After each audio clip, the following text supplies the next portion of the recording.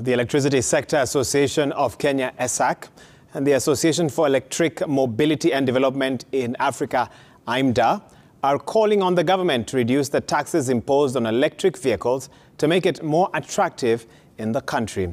AEMDA MD Warren Ondaje says the tax reduction will make the vehicles more affordable to Kenyans and help in the realization of the government dream of having at least 5% of all vehicles in the country as electric vehicles. Further to that, ESAK MD George Aluru said that the country will gain by incentivizing the importation of electric cars, as it will reduce the amount of money paid out when purchasing fuel and also benefit from the environmental impact the cars will have on the country.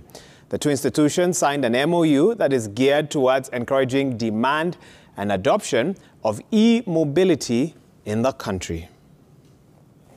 Import duty stands at 25%, VAT stands at 16%. There's even an excise duty component for a certain category of motorcycles and buses and cars. We see that this is already a big burden to the slightly high cost of electric vehicles. How other governments have done this is by reducing or incentivizing purchasers and assemblers of the vehicles with lower taxes. Cheaper than what say industry and domestic customers would be using, and it's a start.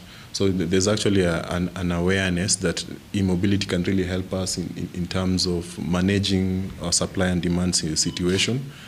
If we can shift a lot of these electric buses, vehicles and motorbikes to the night time, where they can charge at night when we have this low demand, then it can really help us to manage the load profile.